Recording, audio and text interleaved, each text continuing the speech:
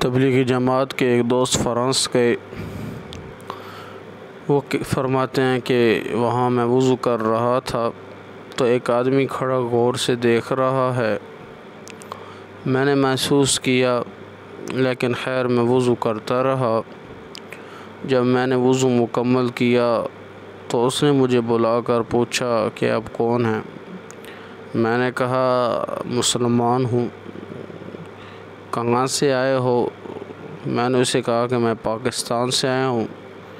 کہنے لگا کہ پاکستان میں کتنے پاگل خانے ہیں؟ بڑا عجیب سا سوال تھا۔ میں نے کہا 2 ہیں یا 4، مجھے تو پتہ نہیں۔ میں نے کہا میں تو نہیں جانتا۔ کہنے لگا وہ کہ یہ آپ نے بھی کیا کیا؟ میں نے کہا میں نے وضو کیا ہے۔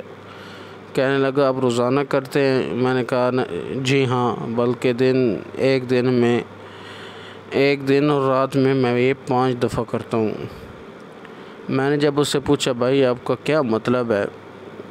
وہ کہنے لگا میں یہاں پاگل لوگوں کے اسپتال میں سرجن ہوں۔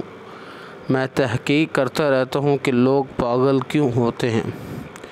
میری تحقیق یہ ہے کہ انسان دماغ کے سگنل پورے جسم کے اندر جاتے ہیں، کہ انسانی دماغ کے جو سگنل ہیں یہ پورے جسم کے اندر جاتے ہیں تو ہمارے جسم کے اعضاء کام کرتے ہیں۔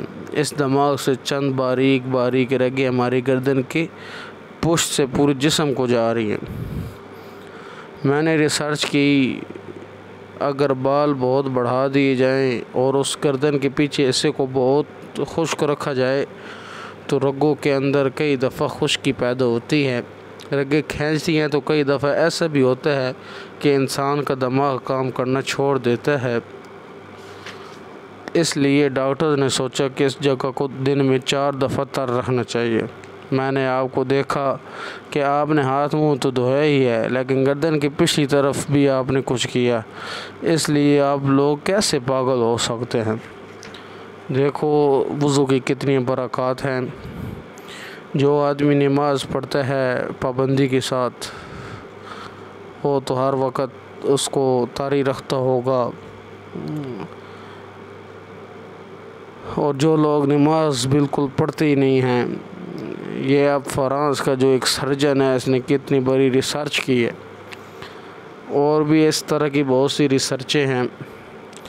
کوئی نہ کوئی یہ جو امریکی یا فرانس وغیرہ کے ڈاکٹر ہیں ریسرچ کرتے رہتے ہیں، اس لیے ہمیں چاہیے کہ ہم 5 وقت پابندی کے ساتھ نماز بجماعت ادا کریں۔